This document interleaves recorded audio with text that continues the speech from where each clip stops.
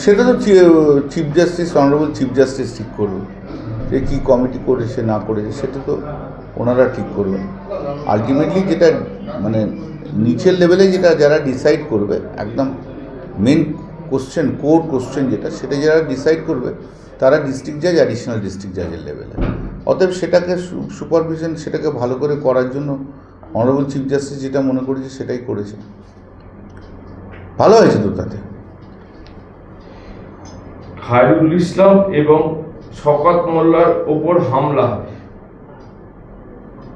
ISF এর বিরুদ্ধে অভিযোগ। আইএসএফ তো গুন্ডামি ছাড়া আর কিছু করতে জানে না। আইএসএফ সব জায়গাতে গুন্ডামি করে, পারে না। ওরা আমাদের ফুলপুরা গুন্ডামি করার চেষ্টা করে, পারে না আমাদের জন্য। আইএসএফ কাজটাই হচ্ছে গুন্ডামি করা, কোনো কাজের নয় এটা। আর এইবারে আইএসএফ মুছে যাবে। ভোটের দিন ঘোষণার আগেই 480 কোম্পানি কেন্দ্রীয় বাহিনী মোতায়েন করা হয়েছে। 1480 কোম্পানি দিক না, ওদের ওই 1400-1500 কোম্পানি আছে ওদের সঙ্গে, আর বাংলার 10 কোটি মানুষ আছে আমাদের সঙ্গে। তাতেও কিছু করতে পারবে না। কী করবে? ভোটটা তো মানুষ দেবে, ভোটটা তো আর কোম্পানির লোকেরা দেবে না। আর এখন সবাই তো বুঝে গেছে যে সুপ্রিম কোর্টই লাস্ট কথা বলে, সে কোম্পানিও বুঝবে।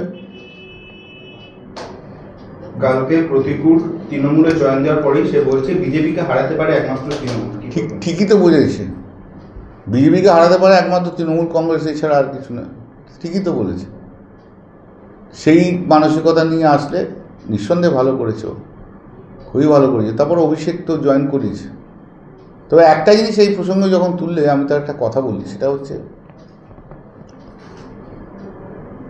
আমি অনেক আগেই বলেছিলাম, বছর 2-3 আগেই বলেছিলাম যে মোহাম্মদ সেলিম সিপিএম পার্টিটাকে নষ্ট করবে। ওদের এই রাজ্য সম্পাদনা কী করেছে না, ওর মতো একটা উন্নাসিক অহংকারী মানুষ আমি জীবন দেখিনি। সিপিএমে আমি অনেককে দেখেছি, কিন্তু ও ভীষণ উন্নাসিক অহংকারী, এত বাজে কথা বলার। আর হচ্ছে ওই সব জায়গায় ঘুরে বেড়িয়ে ক্যান্ডিডেট হওয়া, তো মাইগ্রেন ক্যান্ডিডেট, ভীষণ অহংকারী, কথাবার্তা বলে অহংকার রয়েছে, কাউকে মানতেই চায় না। ও ইয়াং কয়েকজনকে ধরে একটু থাকতে চেয়েছিল, এখন তারাই ভেঙে ভেঙে যাচ্ছে। ওর একদিকে মীনাক্ষী, আর একদিকে গোটা তৃণমূল ওই সিপিএমের সব যুবরা রয়েছে। তো মীনাক্ষীকে এত প্রায়োরিটি দিতে গিয়ে ও সব কিছু হারিয়ে ফেলেছে। প্রতিকূলের কথা সেলিমকে জিজ্ঞাসা করা হলে উনি কলার খোসা দেখাচ্ছেন, তাহলে কি কলার খোসার মধ্যেই ফেলে দেওয়া হবে? সেটা এখন সেলিম কি বুঝবে, সেলিমের ব্যাপার। কিন্তু আমি মনে করি সেলিমের মতো উন্নাসিক দাম্ভিক লোক যতদিন সিপিএমে এরকম একটা জায়গায় থাকবে, সিপিএমের আরও অনেক বেশি অবক্ষয় আছে। একটা কোয়েশ্চেন অ্যাডিশন করছি, মীনাক্ষী প্রসঙ্গে এলো, মীনাক্ষী মুখার্জি নাকি উত্তরপাড়া থেকে কন্টেস্ট করবে। সে করুক না, ও হারিয়ে ভূত করে ছেড়ে দেবো, চিন্তা করবেন না। ওদের তো এটাই তো যেটা হয়েছে, সেলিমের কাছে প্রায়োরিটির লেভেলটা হচ্ছে মীনাক্ষী মুখার্জি, আর কেউ না।